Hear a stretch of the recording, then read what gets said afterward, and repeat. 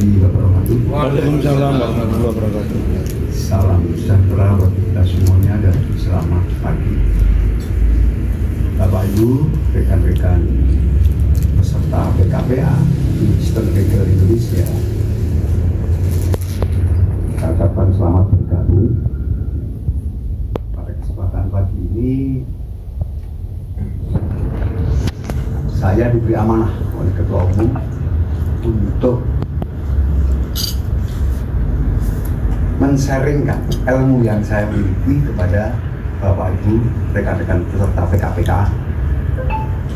di Kristen Legal Indonesia ini yang ke-10 atau angkatan ke-10.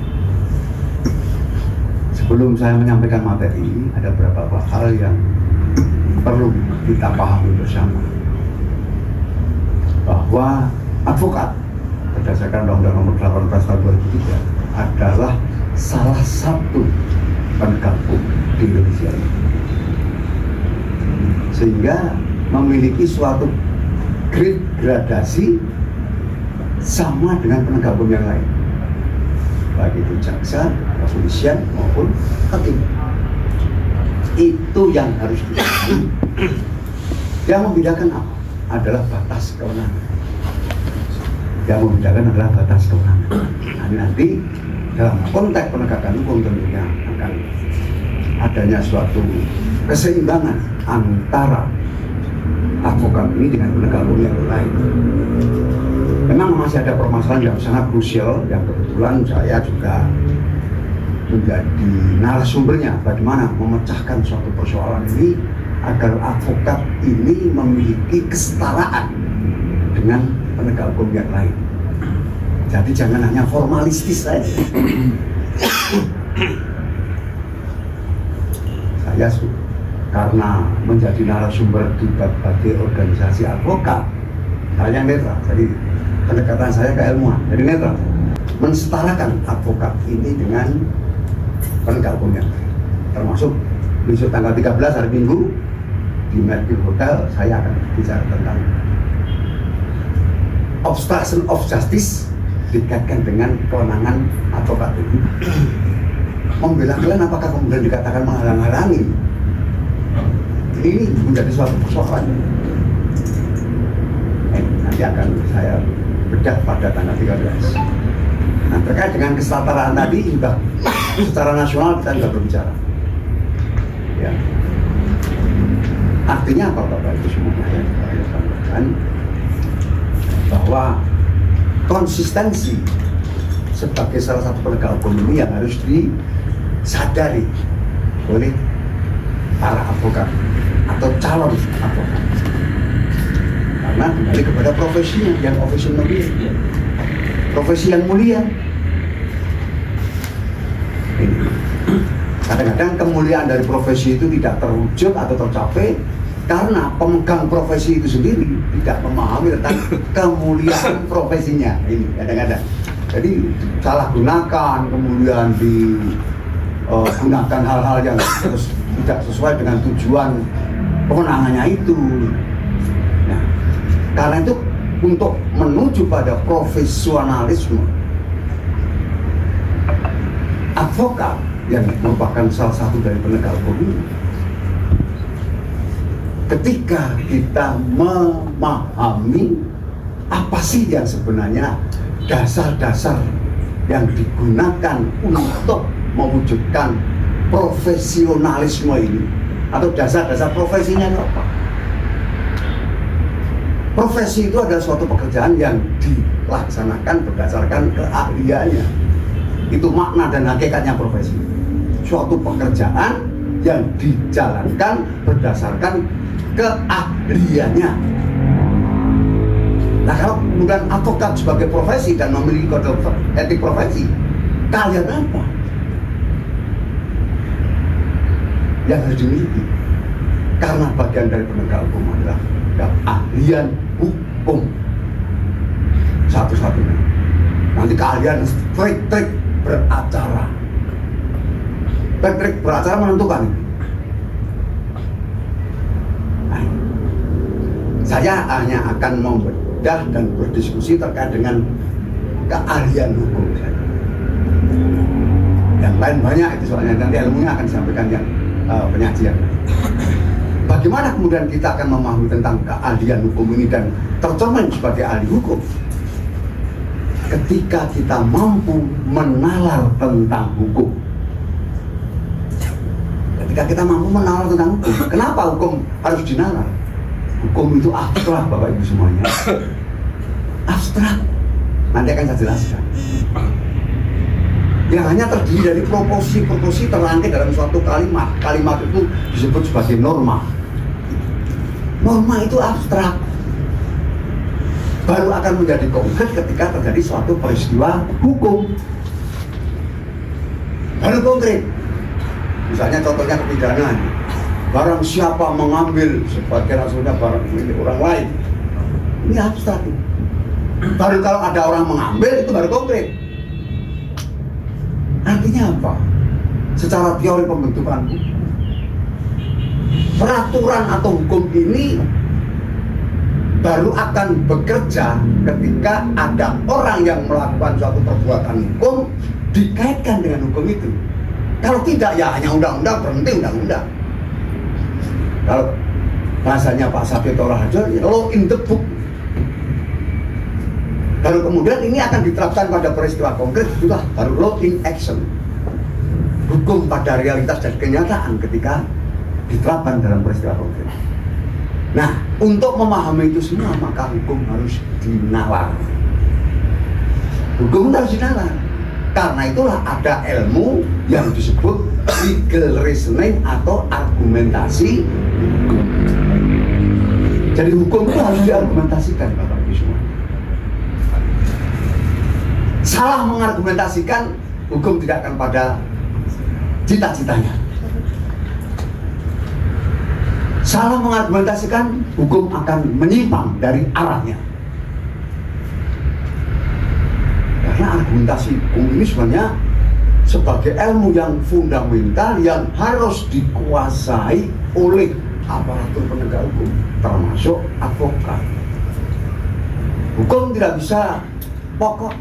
Kata-kata mengambil saja. Mengambil itu yang bagaimana sih? Oh, apa ini mengambil? Belum. Apa ini mengambil? Belum. Mengangkat namanya, bukan mengambil.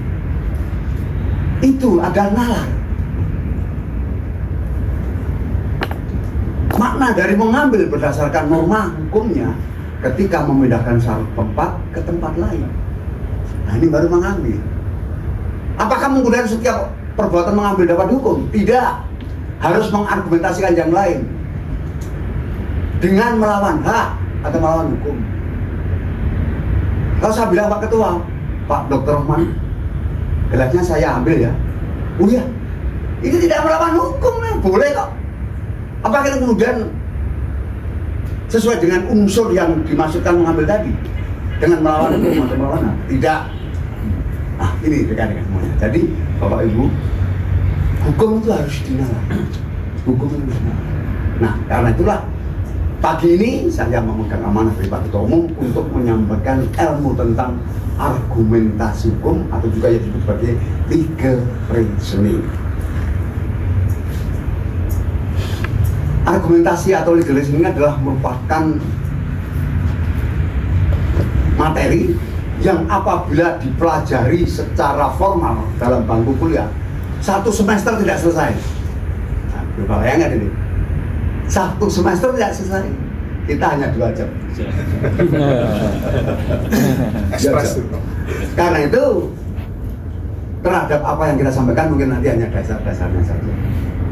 Saya akan jauh membuka diskusi, ya, dasar-dasarnya. Tapi karena belajar tentang teori untuk menyampaikan dasar itu pun jangan sampai nanti justru menimbulkan suatu kebingungan, justru menjadikan nalar kita hilang. Ya. Karena belajar teori, jadi argumentasinya adalah teori dan kecenderungannya pada filosofi. Kenapa dikatakan filosofi? Karena dasar dari mengargumentasikan itu logika. Logika berkaitan dengan ilmu filsafat. Filsafat berpikir pada tataran logis. Jadi berpikir tatarannya menggunakan pikiran akal ya, kemudian rasional, baru logis. Rekan-rekan, Bapak Ibu semua saya ajak tapi bikin logis, bukan akal saja. Sampai rasional, tidak. Kita harus meningkat ke atasnya lagi, logis. Jadi rasional dan logis. Mungkin sedikit saya singgung, apa pada tataran rasional ini berpikir atau membangun suatu pikiran. Saya lewat, ada anak kecil melempar, tuh, bagus sekali di kepala, kena kepala. Kemudian, lempar saya, tak ambil batu juga tak lempar, cek. Ini rasional. Karena saya dilempar sakit, saya membalas sakit, ini rasional. Tapi kemudian kita tingkatkan ke tataran logis. Apa iya orang tua dilempar anak kecil dibalas? Nah ini logika dan logis dalam tingkat berpikir. Kalau pada tataran rasional, membalas saja benar. Kalau saya dilempar sakit, tak balas sakit. Tapi yang melempar anak kecil. Sekalipun yang melempar anak orang yang dewasa, apakah kemudian langsung bisa kita lakukan secara rasional? Kita balas. Nah, inilah tingkatan kemudian kita masuk pada logis. Oh, ditanya kenapa aku lempar? Saya mau nyawat ayam itu, Pak, nggak tahu kalau ada bapak. Nah, ternyata lain kan? Nah, ini dengan logika dan logis. Oke, Bapak ya. Jadi ilmu itu dipelajari 1 semester, tapi kita 2 jam harus bisa menyelesaikan ilmu itu.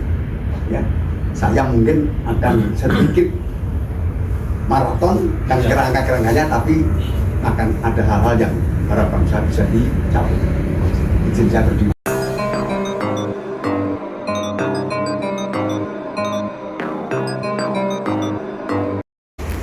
Saya akan menyampaikan outcome. Outcome itu apa? Hasil yang akan dicapai dalam studi suatu ilmu. Yang pertama, mengapa kemudian advokat itu harus mempelajari tentang argumentasi hukum, legal reasoning, atau teknik mewawancarai? Ini agar advokat memahami konsep, pola, atau teknik dalam mencari atau menggali fakta hukum. Saya ulangi, agar advokat memahami konsep, pola, atau teknik dalam mencari atau menggali fakta hukum. Di garis bawah ini, menggali fakta hukum dan mampu mengargumentasikannya. Fakta hukum itu yang dijadikan sebagai dasar untuk diargumentasikan, dikaitkan dengan norma hukum. Karena itu kalau menggali fakta hukumnya tidak lengkap, tidak konkret, tidak valid, tidak akurat, akan mempengaruhi terhadap norma hukum yang dijadikan dasar di dalam konteks penegakan hukum itu. Jadi kalau teknik wawancara merupakan bagian dari cara menggali fakta hukum. Nah, maka nanti Bapak Ibu semua kalau udah jadi pengacara, ketemu klien, usah diam saja. Mesti teknik wawancara. Tujuannya wawancara apa? Menggali fakta hukum. Ada apa, Bapak? Waduh, gini. Tanya satu persatu. Fakta yang ada itu kemudian diargumentasikan. Kira-kira ini bidang pidana, perdata, atau administrasi? Normanya begitu ya. Oh, ini pidana. Kalau pidana kira-kira melanggar leg generalis atau leg spesialis. Kalau leg generalis pasal berapa? Kalau leg spesialis pasal berapa? Kalau ini hukum perdata, apa ini? Apakah masuk bahan prestasi atau perbuatan melawan hukum? Kalau ini administrasi bertentangan dengan undang-undang ataukah bertentangan dengan asas-asas umum pemerintahan yang baik? Nah itu ada norma-normanya yang membatasi terkait dengan fakta-fakta itu akan masuk ke dalam bidang hukum apa. Kemudian yang kedua, outcome-nya agar advokat mampu untuk mencari dan mendapatkan fakta hukum secara holistik. Jadi mencari fakta hukum harus holistik. Pengarahan holistik itu menyeluruh. Jangan diambil sepotong, dapat 2 fakta ya sudah, kemudian diargumentasikan. Saya berkali-kali menyampaikan ke dalam forum-forum ilmiah, fakta hukum yang ada dalam suatu peristiwa harus mampu dicari sampai tidak ada fakta lain.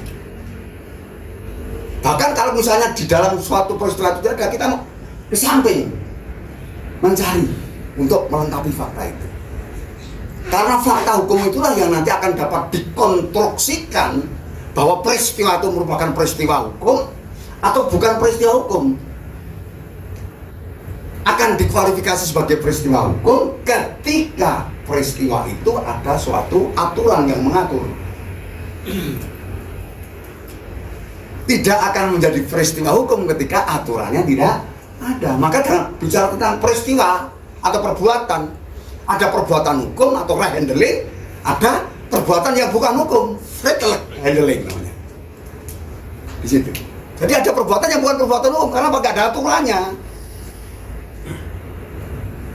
Sekalipun nanti kalau kita bicara lebih jauh tentang teori hukum, perbuatan melawan hukum itu ada formil dan material. Ini nanti yang akan ada dalam undang-undang KUHP yang 3 tahun lagi akan diterapkan. Perbuatan material tidak bisa. Contohnya yang perbuatan tapi bukan merupakan perbuatan hukum atau bukan melawan hukum. Tidak ada tulisan dilarang kencing. Ada kan? Ada orang yang kencing di sini. Ini perbuatan ini. Tapi melawan hukum enggak ya? Tidak. Sepanjang tidak ada aturan ternorma. Karena tidak diatur, ya kan? Tetapi di dalam konsep perilaku sosial yang nanti akan ada dalam KUHP baru ini, perbuatan melawan hukum tidak hanya formil, aturan undang-undang saja, tapi perbuatan melawan hukum material juga menjadi bagian dari aturan. Nah ini nanti sekalipun itu tidak dilarang, tetapi secara kepatutan, kepantasan, ini tempat pertemuan untuk rapat kok digunakan membuang air kecil. Nah ini nanti perbuatan melawan hukum ada real berdasarkan tentang kepatutan itu nanti. Nah ini harus digali secara holistik terkait dengan perbuatan hukum yang terjadi. Nah kemudian secara komprehensif, jadi holistis itu menyeluruh, komprehensif itu seluas-luasnya. Jadi kalau sudah dapat 5 fakta hukum, cari lagi menjadi 6, mencari lagi menjadi 7 dan sebagainya. Dalam peristiwa itu sudah fakta hukumnya terpenuhi semua, komprehensif, lebih luas lagi mencari fakta hukum yang lain yang dapat mendukung atau bisa ditambahkan sebagai fakta hukum. Karena itu di dalam argumentasi hukum ini, mengurangi satu fakta hukum akan menggeser pada logika dan kesimpulan yang akan dicapai. Mengurangi, menambah fakta hukum yang tidak ada menjadi ada akan mempengaruhi terhadap logika dan hasil dari argumentasi. Karena nanti hasil argumentasi itu ada keputusan. Wah ini pidana, pasal 362 KUHP ini nanti keputusan ini bisa mengatakan ini pidana dan pasal 362 KUHP karena apa? Mengargumentasikan fakta-fakta hukum yang ada. Kalau itu tidak bisa dimengargumentasikan, apa yo? Lainnya tanya, gimana Pak ini apa Pak? Tunggu dulu, nggak ketemu karena tidak bisa mengargumentasikan tadi. Lainnya nggak percaya ini profesional enggak sih kan gitu artinya kan? Karena itu kalau yang sudah profesional, kronologi pidana pasal 362 misalnya. Ayo kita lapor ke polisi. Nah ini artinya dengan cepat bisa mengargumentasikan ini dasar-dasarnya. Kemudian yang ketiga, outcome yang kedua mampu berargumentasi hukum secara logis dan ilmiah. Karena apa? Ada logis yang kurang ilmiah. Ketika logika itu sesat atau fallacy. Jadi menggunakan logika, tapi menjadi sesat logikanya. Berarti tidak logis, tidak ilmiah. Karena di sini saya katakan bahwa mampu berargumentasi hukum secara logis dan ilmiah. Karena apa? Hukum itu ilmu ilmiah, jadi kita argumentasikan dengan ilmiah juga. Berikutnya, mampu menerapkan hukum secara tepat dan benar sesuai keilmuan hukum, berpijak pada konsep hukum, baik itu tataran dogmatiknya. Jadi seorang advokat itu berpikirnya tidak hanya dogmatik saja. Dogmatik itu berkaitan dengan hukum positif, hukum yang berlaku pada saat sekarang ini, yang diatur dalam peraturan perundang-undangan, itu dogmatik. Norma itu. Jadi kalau kita pijakannya adalah normanya, kemudian pada teorinya, tidak mengetahui tentang teori hukum, susah untuk mendapatkan suatu kesimpulan yang tepat dan benar. Misalnya saja, teori hukum itu di dalamnya ada asas-asasnya, asas hukum. Bagaimana mampu menegakkan hukum dengan tepat dan benar kalau asas-asas hukum yang berlaku itu tidak diketahui? Berarti kan harus tahu tentang asas-asas hukum. Misalnya saja, di negara hukum Indonesia tidak memberlakukan asas retroaktif.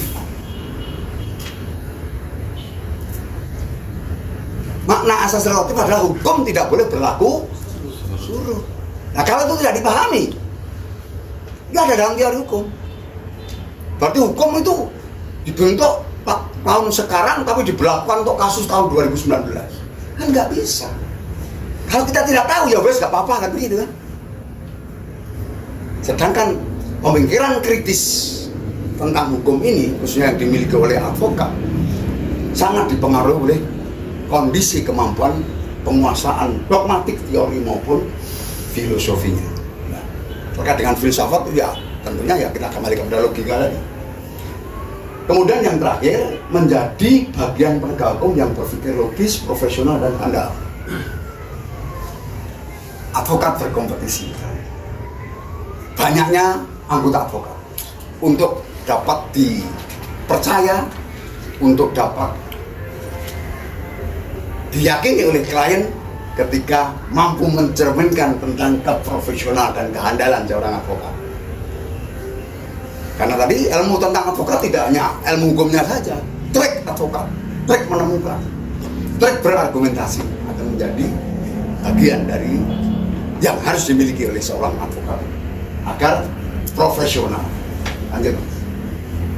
Nah, itu tadi outcome atau harapan kita belajar tentang argumentasi hukum. Saya kenalkan saja kulitnya dulu. Konsep argumentasi hukum.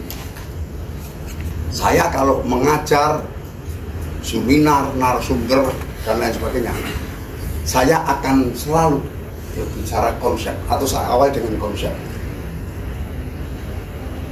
Mengapa Bapak Ibu semuanya?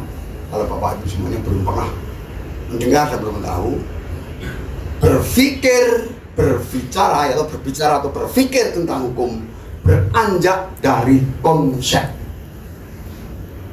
Konsep di sini adalah merupakan suatu terminologi, peristilahan, definisi, pengertian, dan lain sebagainya. Jadi kita berangkat dari konsep itu, beranjak dari definisi, beranjak dari suatu terminologi.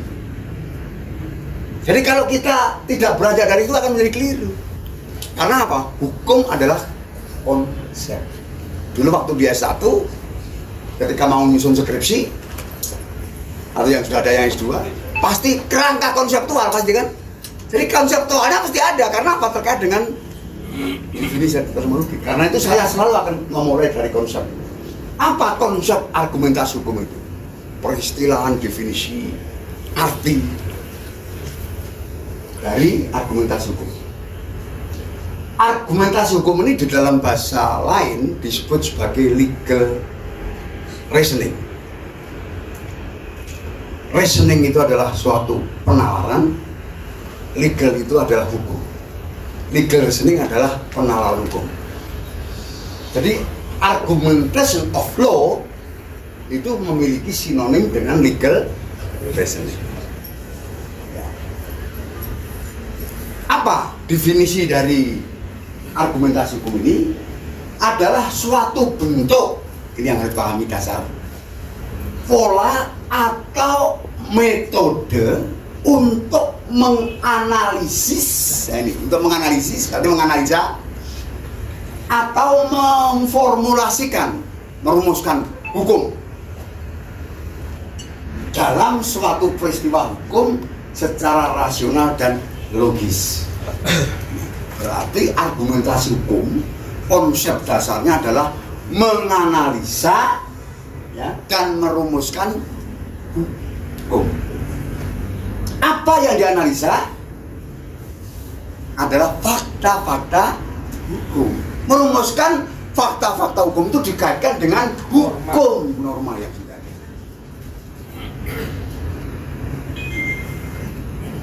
Jadi ada suatu hal yang menggunakan sarana berpikir logis, maka dia bisa mengambil itu apa? Ya tadi saya katakan tadi, wah ini mengambil itu kan. Sekarang menjadi perdebatan tentang perzinahan, ya kan? Perzinahan di pasal 1284. Di situ ternyata persetubuhan dimanainya. Tidak ada saksi, tidak bisa dilaporkan persetubuhan. Sekarang kalau orang bersetubuh, apalagi itu bukan istrinya atau bukan suaminya, siapa yang mau tahu? Saya mengkritisi, penegak hukum, reasoningnya harus membongkar itu. Artinya harus berkembang itu. Berarti seorang perempuan melaporkan suaminya berzina tanpa ada diketahui saksi yang melihat perzinahan, kan dimana bersetubuh. Ini adalah namanya suatu penafsiran yang sempit. Logikanya, dua orang laki perempuan masuk ke dalam kamar bermalam satu malam, mau apa? Yang bukan suami istri, kan gitu kan? Tapi apakah, mohon maaf, mantan penyidik mau begitu? Enggak. Enggak mau. Maknanya bersetubuh itu ya ada suatu tindakan atau perbuatan yang ya itulah. Itu artinya apa? Terkait dengan argumentasi hukum ya mungkin karena mohon maaf Pak penyidik kan jarang kan yang secara formal mengikuti pelajaran tentang argumentasi hukum kan ya. Jadi sampai hakim itu menanyakan, Prof, kalau begitu orang berzina itu nggak bisa dihukum ya Prof ya? Pasalnya dicabut saja itu hakim yang mulia, kan gitu kan? Karena apa? Dimaknai sempit. Siapa? Karena itulah kemudian ada suatu putusan Mahkamah Konstitusi yang memberikan suatu konstruksi. Testimonium de audit itu akan dapat dijadikan saksi dalam perkara-perkara tertentu. Yang saksi katanya itu dapat digunakan saksi. Ini putusan MK. Jadi siapa yang akan menjadi saksi? Ya kalau itu di hotel ya resepsionis kan tahu dua orang masuk. Setidak-tidaknya ada romboinya. Itu dapat jadikan saksi. Walaupun tidak tahu persis pada saat melakukan persetujuan. Ini yang saya maksudkan. Ini terbatas pada argumentasi hukum atau legal reasoning. Kalau Pak penyidik ini mengatakan bahwa mengambil itu harus memegang barang, pencurian listrik tidak bisa dihukum. Dia tersetrum, gitu kan? Nyantol, karena aku nggak memegang kan, gitu. Nah, ini contohnya. Jadi ini dari argumentasi. Maka hukum itu berkembang dinamis, bukan statis. Ya lah ya, sedikit untuk menambahkan. Kemudian konsep argumentasi hukum yang ketiga adalah ilmu logika merupakan bagian dari ilmu filsafat dan logika hukum bagian dari filsafat hukum. Jadi ketika kita berbicara tentang hukum karena meliputi tiga tataran dogmatik, teori dan filosofinya, maka logika hukum digunakan sebagai dasar untuk memahami hukum itu dengan logika. Ya. Kemudian yang berikutnya, argumentasi hukum hakikatnya ada dalam lingkup atau bagian dari filsafat hukum dan teori hukum. Nah, itulah tadi saya katakan di awal, saya membuka belajar tentang argumentasi hukum ini sama dengan belajar teori. Jadi di awang-awang kita ini. Tapi digunakan pedoman ketika hukum itu akan diterapkan. Hukum itu akan dipraktekkan. Siapa yang mempraktekkan? Bapak Ibu semua nanti sebagai advokat. Di samping penyidik, jaksa maupun lanjut. Argumentasi hukum melandasi suatu keputusan atau tindakan. Jadi ketika Bapak Ibu juga mengargumentasikan tentang fakta-fakta hukum, untuk apa fakta-fakta hukum itu? Fakta hukum akan dikonstruksikan dengan unsur-unsur hukum yang dirumuskan di dalam norma. Masuk tidak, sesuai tidak. Nah, kalau kemudian ternyata ini sesuai atau tidak sesuai, inilah keputusan. Untuk diapakan ini kan? Oh, sesuai. Mungkin bagi seorang penegak hukum kepolisian begitu, ini sesuai, terapkan pasal ini, unsurnya masuk, ancaman hukuman 4 tahun penjara. Berarti ini untuk tindakan penegakan hukum. Karena advokat akan menghadapi dengan klien, setelah melalui proses argumentasi hukum itu unsurnya masuk, ternyata ini penipuan. Bagaimana Bapak Ibu? Apa dilaporkan ke penyidik? Tidak. Lapor Pak, lapor. Nah ini tindakan. Paham ya? Tetapi kalau belum bisa menemukan tentang 378 KUHP atau penipuan tadi atau bedroh tadi, bagaimana mau bertindak? Belum ketemu, berapa hari nggak ketemu. Untuk mengkonstruksikan itu adalah konsep yang pertama tadi. Keputusan dalam bentuk keputusan dan kemudian tindakan. Dari proses awalnya dengan mengargumentasikan hukum. Karena itu melandasi keputusannya. Kalau itu keputusannya hasil dari mengargumentasikan hukum itu pasal penipuan, ya jangan dilaporkan pencurian kan, atau tindakannya dengan pencurian, ya penipuan. Karena ini keputusannya dalam berargumentasi, karena itu argumentasi hukum melandasi suatu keputusan hukum. Studi argumentasi hukum menyangkut kajian logika suatu keputusan juga. Kajian logika berkaitan dengan ini jenis argumentasinya hukum, apa jenis yang digunakan, hubungan antara pertimbangan, alasan dengan keputusan. Wah jangan dilaporkan Pak, ternyata itu mantan suami saya misalnya. Nah, misalnya itu rangkaian itu kan. Jadi di sini hubungan antara reasoning, penalaran yang didapat ini berupa pertimbangan alasan dan kemudian dengan keputusannya. Ya, kemudian yang berikutnya adalah ketepatan alasan untuk pertimbangan yang mendukung keputusan. Di dalam merumuskan suatu reasoning itu harus tepat. Kalau tidak tepat ya akan meleset. Nah, ini mohon maaf ini mantan penyidik ini. Suatu peristiwa hukum, satu fakta, jerat. Terangkai faktanya. Kemudian hasil dari argumentasi hukum oleh penyidik penipuan. Tapi penyidik rasanya kalau ini tidak saya dan atau penggelapan, jangan-jangan nanti penggelapan. Di sini keadaan yang saya contohkan ini menjadikan suatu hal terjadinya letak keraguan-raguan di dalam melakukan argumentasi. Kenapa? Unsur penipuan dan unsur penggelapan sudah berbeda. Kalau penipuan itu diawali dengan perbuatan melawan hukum atau kejahatan, tapi kalau penggelapan tidak, barang ada padanya karena bukan kejahatan. Bagaimana satu peristiwa ini ada dua? Nah ini contohnya nih. Karena sekarang menjadi calon pengacara berbeda ada berpikirnya kan? Ini Mbak Bimo. Jadi tidak usah ragu-ragu kalau argumentasi hukumnya tepat dan melahirkan suatu keputusan, ya sudah keputusan itu diyakini. Inilah yang paling tepat. Kalau belum perlu diargumentasikan lagi, fakta-fakta hukumnya mungkin dicari lagi.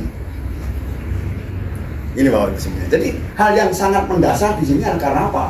Akan membangun suatu keputusan didasarkan dengan unsur-unsur logisnya, dikaitkan antara fakta dengan norma. Lanjut. Nah, ini kenapa tadi sudah saya sampaikan bahwa kita belajar atau beranjak dari konsep Karena hukum itu bersifat abstrak, akan menjadi konkret ketika ada peristiwa hukum.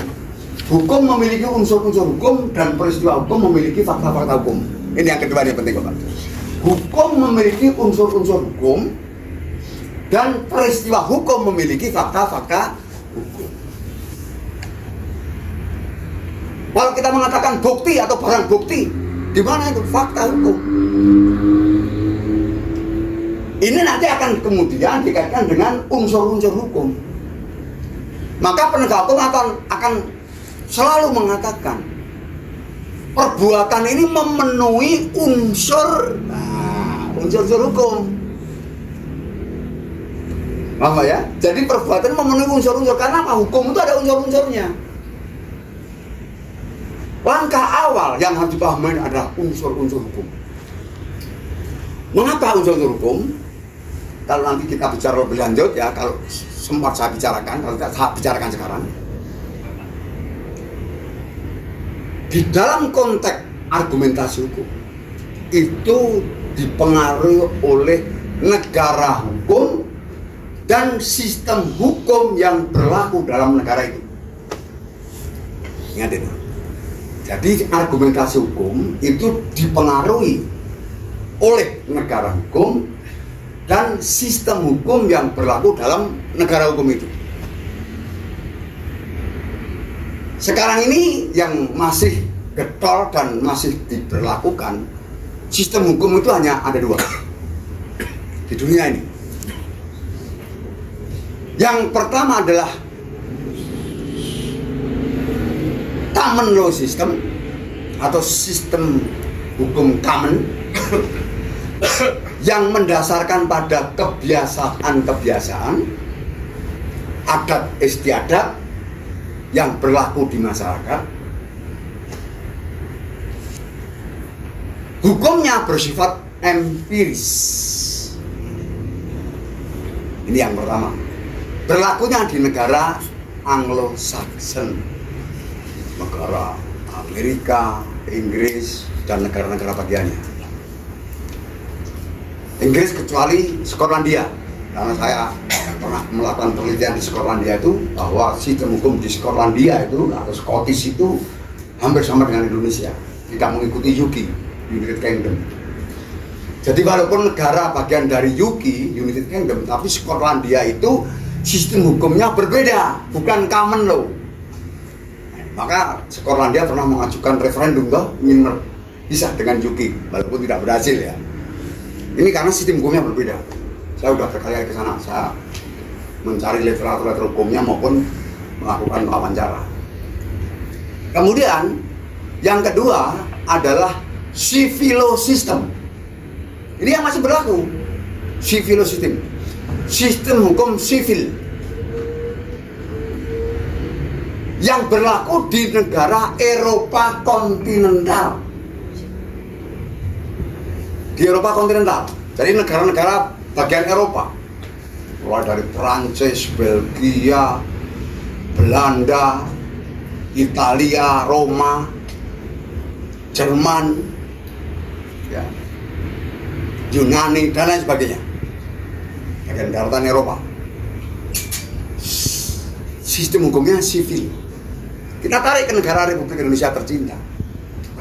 Indonesia diakui tidak, disadari tidak, bahwa sistem hukum di Indonesia ini masih menggunakan sistem hukum sivil atau civil system.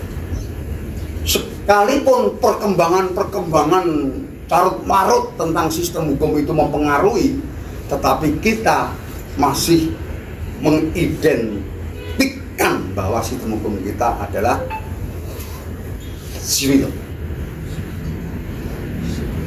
Mengapa civil, Bapak Ibu semuanya? Pertama, bangunan hukum di negara Indonesia itu adalah dari Belanda, Eropa. Maka kita berbeda dengan negara tetangga, Singapura, Malaysia, sistem hukumnya berbeda, Bapak Ibu.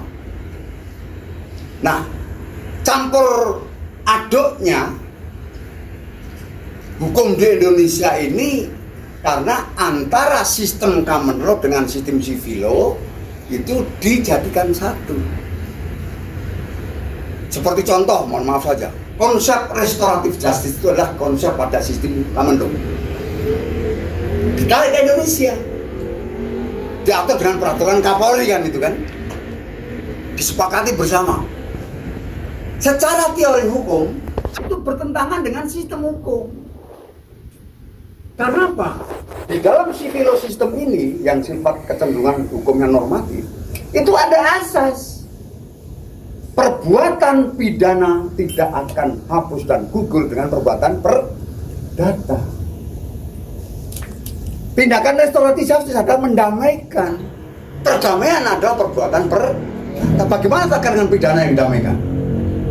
Maka 359 KUHP itu intinya itu adalah karena lalainya menghilangkan nyawa. Perdamaian tidak mengikat, walaupun kemudian yang menghilangkan nyawa, misalnya kecelakaan lalu lintas mengakibatkan matinya orang, udah membiayai penguburannya, santunannya, tetek bengeknya, bengek teteknya, kan gitu kan ya. Itu tetap diajukan ke pengadilan. Karena apa? Sistem hukum kita itu tidak dalam konteks perbuatan pidana, kejahatan tidak akan hapus dengan perbuatan perdata. Ganti rugi. Maka korupsi biarpun diganti rugi tetap korupsi kan gitu kan. Loh, berarti kalau tak ganti rugi, saya 300 juta, tak ganti 300 juta berarti kan tidak ada kerugian. Bukan itu, perbuatannya sudah sempurna. Nah ini konteksnya. Tapi pemahamannya itu karena campur aduk gimmick tadi. Pisang campur jeruk, pancur avokat, campur ini pokoknya apa? Enak yang penting kan gitu. Namanya mbuh, wis pokoknya enak kan gitu. Indonesia begini gitu. Jadi dalam menerapkan hukum itu bercampur aduk, tapi yang penting itu jalan. Nah ini yang ketika terjadi persoalan baru tentang hukum, susah juga untuk mengatasinya karena tidak terkonstruksi dengan mudah-mudahan berkembangnya hukum di Indonesia sejalan dengan teori hukum lah gitu. Kemudian yang berikutnya, kemampuan hukum dinilai dari argumentasi hukum. Bapak sebagai advokat membela klien ketika membuat gugatan, ketika mengajukan duplik, ya, atau mengajukan suatu kesimpulan, semua itu adalah argumentasinya. Apa yang dituangkan ke dalam permohonan itu akan bisa dilihat. Ini orang ini ngerti hukum atau tidak, itu akan tahu. Dalam berargumentasi di pengadilan, menanyakan kepada saksi, menanyakan kepada tersangka, tergugat, atau saksi yang lain, ahli misalnya, pertanyaan itu akan diketahui, ini paham nggak ini kemampuan dalam berargumentasi kok itu apa, arahnya kemana pertanyaan ini kan. Karena itu nanti kalau kita masuk pada teknik wawancara, di dalam mewawancarai sama dengan menanya ahli di pengadilan, itu diarahkan arahnya kemana ini, jangan sekedar bertanya. Karena apa? Menggali fakta yang sebenarnya dalam persidangan. Saya beribu-ribu kali menjadi ahli dari Bapak ini, seluruh kepolisian negara Indonesia. Saya menilai ini kepolisian zaman tahun 45 sampai sekarang kok begini ya pertanyaannya. Ini nggak berkembang. Ada yang bagus ini, bagus ini. Karena siapa? Saya menjawab pertanyaan dari berbagai penjuru. Ada yang dari Bangka Belitung, ada yang dari Samarinda, ada yang dari Tanjung Pinang, ada yang dari Morotai. Jadi pertanyaannya tuh ada yang bagus ini. Karena saya bisa berbicara ini, saya mengalami terhadap upaya menjawab pertanyaan-pertanyaan itu. Ini kan pernyataan klasik yang tidak harus ditanyakan. Arahnya kemana? Kalau untuk membuktikan unsurnya tentang undang-undang ITE, pasalnya 27, kan unsur itulah yang harus dipahami. Pertanyaannya dirumuskan sesuai dengan arahnya, karena penyidik kan ingin tahu unsurnya terpenuhi atau tidak kan, diarahkan ke sana. Sama dengan Bapak Ibu semua nanti, ketika ke persidangan menanya kepada saksi, apa tujuannya? Kalau membela klien itu supaya unsurnya tidak terpenuhi, berarti menggali fakta-fakta hukum pada saksi itu yang mengkanter terhadap fakta unsur hukum yang sudah dimasukkan oleh pemohon atau penyidik. Nah, misalnya seperti itu, ya. Jadi tidak asal bertanya. Apalagi pertanyaan yang dicatat, kemudian di-cut hakim sekali hilang pertanyaannya, kan itu kan? Banyak yang terjadi seperti itu Bapak Ibu. Jadi artinya apa? Di sini hanya apa ya? Bukan pemahaman tapi pengertian aja gitu. Ketika lupa itu udah bingung lagi. Saya pernah sidang ke Jakarta. Pertanyaan pertama disangkal itu tidak perlu dipertanyakan itu. Setelah itu yang lain dipertanyakan. Bingung. Cukup lah, saya dibawa ke Jakarta, mohon maaf, membayar saya tidak ditanya, ya saya kan alhamdulillah kan gitu kan, ya kan, jauh-jauh dari Surabaya bawa ke Jakarta, satu pertanyaan karena disangkal hakim atau dilarang hakim hilang pertanyaan. Itu berarti tidak mengetahui teknik wawancara dan arah pertanyaan yang akan digali itu apa jawabannya. Karena itu sekali lagi, ketika kita akan memunculkan sebuah pertanyaan, jawaban yang akan diperoleh lagi akan mendukung atau mengkonter terhadap suatu hal yang diperlukan. Jangan asal bertanya. Ada penyidik yang tanya pertanyaannya 60, satu pun nggak ada yang masuk. Ini unsurnya mau dibawa kemana? Ini cerita ya. Ada. Mohon maaf, saya tidak menjelekkan penyidik karena itu kemampuan dari masing-masing individu. Ya, hanya sebagai contoh saja. Ya Pak ya. Berikutnya, argumentasi hukum ini sama dengan menalar hukum dari sifat yang abstrak ke dalam peristiwa konkret. Ini pemahaman dasar terkait dengan argumentasi hukum. Bapak harus ketahui. Jadi saya kalau menerima klien datang itu harus berargumentasi. Harus berargumentasi. Apa yang akan diargumentasikan? Fakta hukum. Berarti saya pertama menggali fakta hukum. Fakta hukum itu dimunculkan dari pertanyaan. Nah, satu hal yang harus digarisbawahi Bapak. Ini penting sekali dan harus dibawahi. Ketika kita melakukan suatu wawancara untuk menggali fakta-fakta hukum, langkah hati dan pikiran kita pertama, jangan langsung percaya terhadap apa yang disampaikan klien. Apa tujuannya Pak? Bapak Ibu semuanya? Agar kita mendapatkan suatu fakta hukum yang valid dan aku. Nanti diulangi lagi pertanyaan itu dengan jenis pertanyaan yang lain. Kalau kemudian jawabnya tetap itu, baru yakin. Karena nanti klien yang datang ke Bapak itu bermacam-macam karakternya. Karena itu kan kita harus memiliki karakter, mengetahui karakter yang datang ini. Wah, pintar ngomong, banyak ngomong. Jangan diminta untuk menerangkan. Bapak tidak akan mendapatkan fakta. Ketika klien datang itu pandai berbicara, pandai merekayasa mengolah kata-kata, Bapak bertanyanya jangan menggunakan information answer. Jangan menggunakan jawaban keterangan. Nah ini, tapi gunakanlah short answer question. Jadi suatu pertanyaan yang membutuhkan jawaban pendek. Artinya yang merangkaikan pertanyaan ini adalah Bapak Ibu semuanya. Jangan tolong ceritakan asal-usulnya. Wah, nanti data dia. Bapak makan banyak pikiran karena apa? Harus menyimpulkan rangkaian yang disampaikan tadi. Faktanya tidak diketemukan. Akan mendua kali, terulangi lagi, kurang gitu. Bapak Ibulah yang kemudian memunculkan suatu pertanyaan dengan jawaban short answer question. Ini pertanyaan yang membutuhkan jawaban pendek. Ini berdasarkan ini, Bapak ini membeli tanah kira-kira tahun 2007. Kira-kira ya atau enggak? Oh iya Pak, itu kan. Kalau dengan information question, ya, information answer question, suruh menceritakan, dulu tuh begini Pak, saya kenal dengan saudara saya, ini begini, padahal yang digali hanya tahun berapa sih kamu untuk membeli? Tapi dia bercerita begini, saya ketemu saudara saya, kemudian saya tunjukkan, saya ngobrol-ngobrol di mertua saya, nah itu hanya sekali. Padahal yang hanya akan dibutuhkan itu tahun berapa tanah itu dibeli?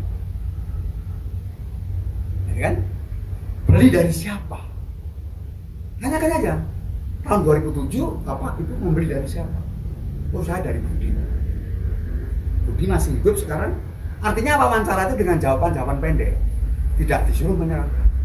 Tetapi bagi orang yang tidak bisa berbicara atau tidak mampu merangkai kata-kata itu, disuruh bercerita. Oh enggak ya? Jadi di sini ada suatu dua langkah. Suruh bercerita. Ceritakan apa yang dialami. Dia akan cerita sebenarnya karena nggak bisa ngomong, Pak. Nggak bisa ngomong bermacam-macam gitu. Dari situ semua perlu adanya suatu langkah. Belum yakin dulu. Diulangi lagi. Nah, itu mendapatkan fakta akurat. Ya. Jadi di sini Bapak Ibu semuanya terkait dengan menalar hukum itu tadi, fakta-fakta hukumnya digali dari suatu wawancara. Lanjut. Ini kalau tadi saya mengatakan kata-kata ilmiah, logis dan ilmiah, ini sebetulnya dalam kuliah bangku S3 ini Pak Dr. Rohman ini. Karakternya ilmu ilmiah ini ya ada beberapa kriteria. Yang pertama, koherensi atau konsistensinya.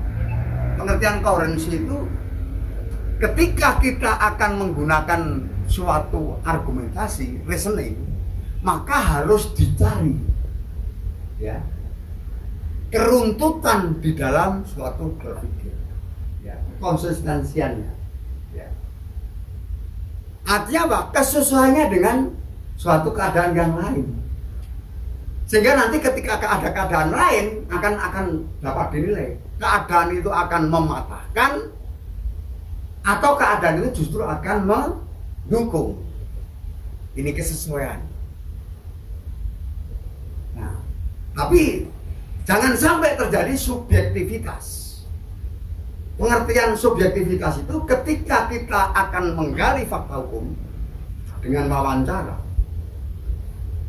sesuai dengan fakta bahwa dibutuhkan keterangan dari 5 saksi, 1, 2, 3, 4, 5. Jangan subjektif. Saya akan mengarah pada supaya unsurnya tidak terpenuhi misalnya. Yang 2 ini mengatakan tidak terpenuhi. Yang 3 mengatakan terpenuhi. Yang 3 tidak dipakai karena tidak mendukung. Ini yang tidak boleh.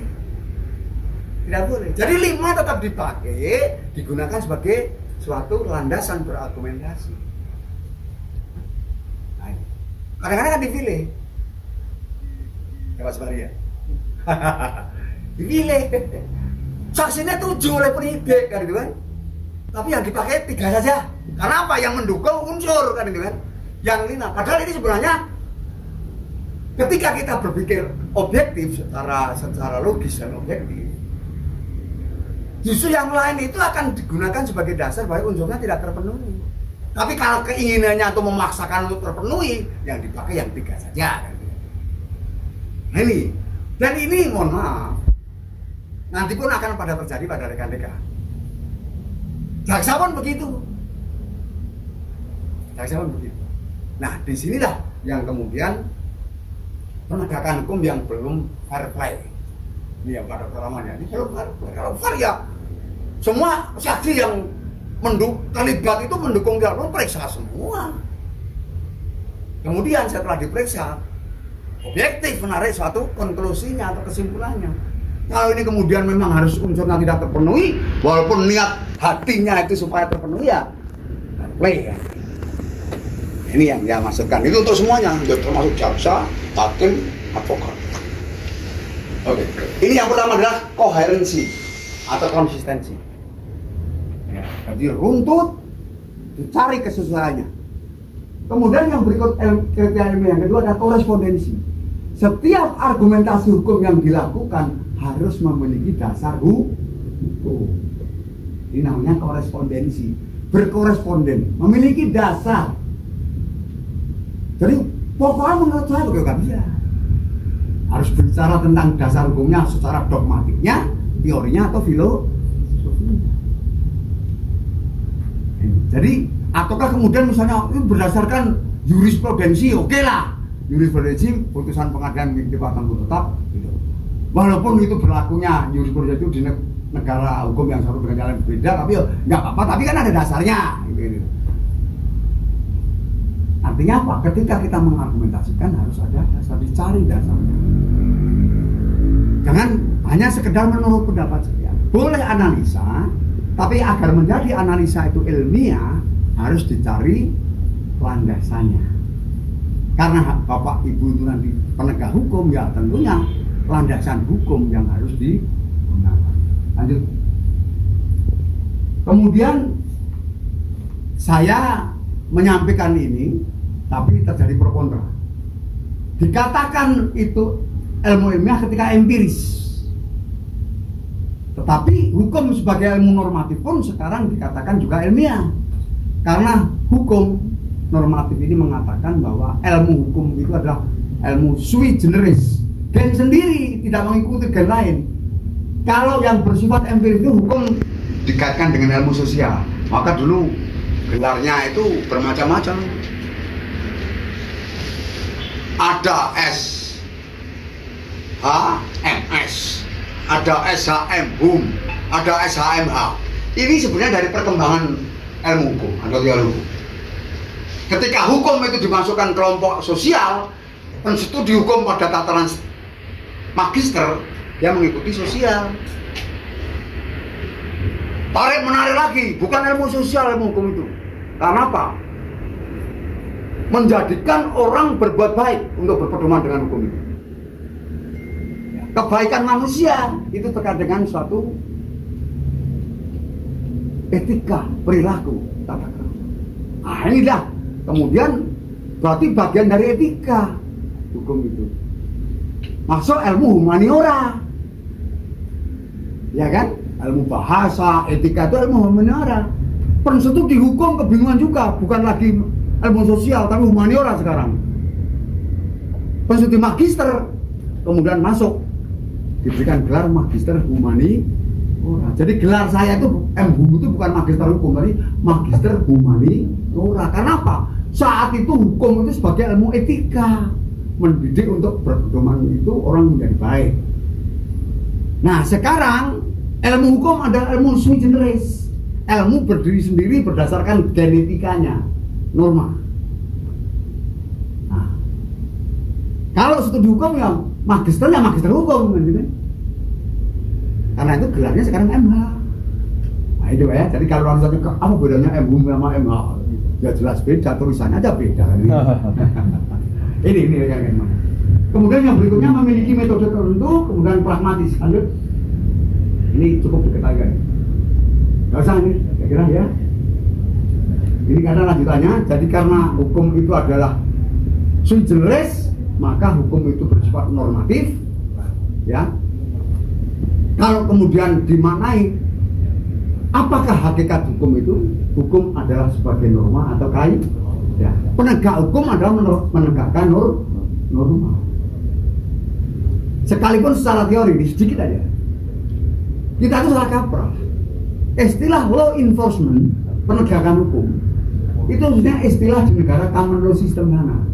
Hukum itu ditegakkan. Tetapi istilah di civil system itu adalah penerapan hukum. Hukum itu norma diterapkan ke dalam peristiwa konkret, bukan ditegakkan. Tetapi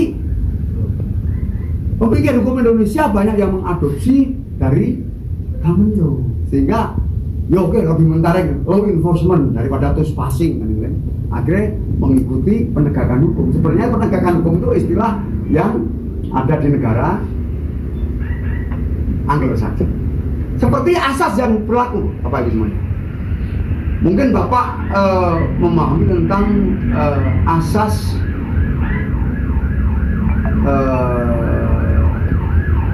equality,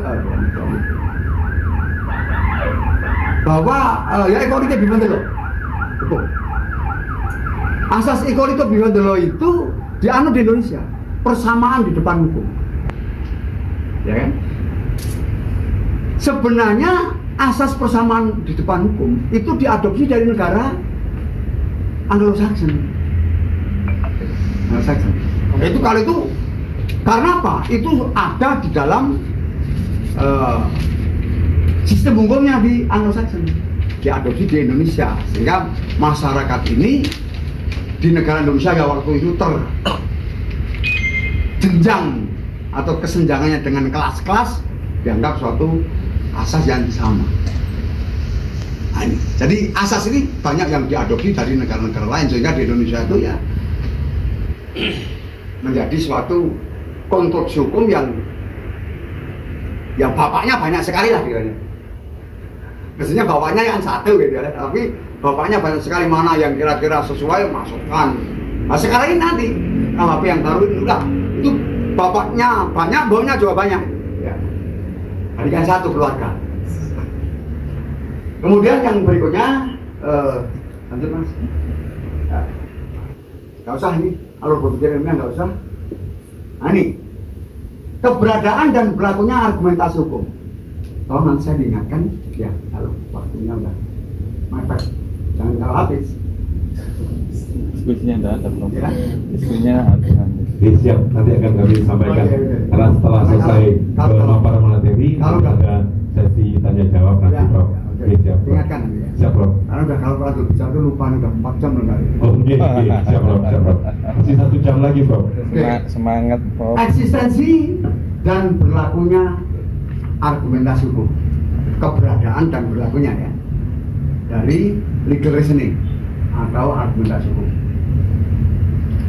Tadi sudah saya singgung, argumentasi hukum ada dalam dan berlaku dalam suatu negara hukum dengan berbagai sistemnya.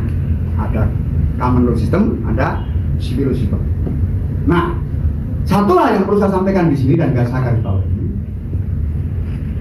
argumentasi hukum di dalam negara common law system itu beranjak dari suatu fakta hukum.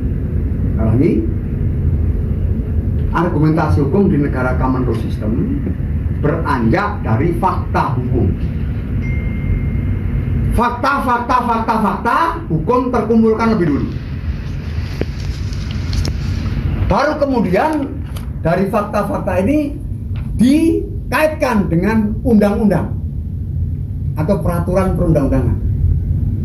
Ada tidak peraturan perundang-undangan yang mengatur terkait dengan fakta tadi? Kalau ada, maka fakta hukum itu direasoningkan dengan aturan. Baru kemudian diterapkan. Seandainya fakta hukum itu dicarikan aturannya ternyata tidak ada, ya tetap fakta hukum itu bisa diterapkan atau ditegakkan walaupun tidak ada aturan. Itu bedanya. Jadi di negara common law system terkait dengan argumentasinya itu diawali dari fakta-fakta dulu. Fakta-fakta dulu bukan dicarikan aturannya. Kalau ada aturannya, aturan itulah kemudian yang dikaitkan dengan fakta untuk memutus seseorang bersalah. Bagaimana kemudian kalau tidak ada aturannya? Di negara common law system tetap bisa diajukan, diangkat, dan kemudian diadili. Bagaimana ini? Di negara common law ini tanpa ada aturan kok diadili? Di negara common law system dalam menentukan seseorang bersalah, actus reus mendreanya, ada suatu prinsip kepatutan atau kepantasan. Jadi walaupun ada peristiwa kemudian diangkat ternyata tidak ada aturannya, maka kemudian diadili, diputus berdasarkan asas kepatutan atau kepantasan. Jadi seseorang yang dinilai tidak pantas melakukan perbuatan itu, maka kemudian dijatuhi hukuman. Nah, hukuman inilah yang kemudian disebut sebagai jurisprudensi. Putusan pengadilan yang telah memiliki kekuatan hukum tetap dan mengikat semua peradilan. Jadi jurisprudensi itu mengikat absolut di negara common system. Common system. Kepatutan. Nah, bagaimana untuk menilainya? Saya contohkan. Ada pengemudi dengan mabuk. Ini contoh saja. Kemudian mengemudikan mobilnya sambil tersiok-siok. Seorang traffic police, ya, polisi lalu lintas menghentikan. Ya. Kemudian berdasarkan kewenangannya, traffic police mengangkat peristiwa itu. Undang-undang tentang lalu lintas, angkutan jalan, misalnya seperti Indonesia, tidak mengatur larangan mengemudi sambil mabuk, tidak ada. Tapi penyidik kepolisian lalu lintas tetap menyerahkan ke yuris. Apa dasarnya untuk menentukan bahwa dia patut atau tidak? Dari pertimbangan sosiologisnya, di mana orang yang mengemudikan dengan mabuk akan membahayakan dirinya sendiri, juga membahayakan orang lain. Patut untuk dijatuhi hukuman. Katakan tidak banyak 3 bulan saja. Nah, putusan 3 bulan tadi terhadap pengemudi dengan mabuk tadi, kemudian memiliki kekuatan hukum tetap atau inkrah panitulis, dijadikan jurisprudensi, mengikat semua peradilan. Karena itu apabila di kemudian hari ada orang yang mengemudi dengan mabuk, dihentikan karena melanggar jurisprudensi. Itu negara common law. Prosesnya dari peristiwa, ditarik undang-undangnya, ada atau tidak tetap bisa dilanjutkan. Nah, sekarang perbedaan di negara civil system. Karakter dari sistem hukum sivil yang berlaku di Eropa kontinental dan berkembang di Eropa kontinental termasuk Indonesia adalah normatif. Civil system dengan karakter normatifnya itu bahwa undang-undang atau peraturan perundang-undangan yang telah ditetapkan akan menjadi dasar dalam menilai sah atau tidaknya suatu perbuatan atau rechtvaardigheidnya dalam bahasa Belanda. Sah atau tidaknya perbuatan. Jadi mengatakan bahwa ini melanggar hukum atau tidak itu dinilai dari normanya. Nah, karena itu Bapak Ibu semuanya, di dalam civil system ini proses penegakan hukumnya berbeda atau argumentasinya berbeda. Di negara civil system beranjaknya dari normanya. Benar Pak ya? YLI Pendidikan Angkatan ke-10. YLI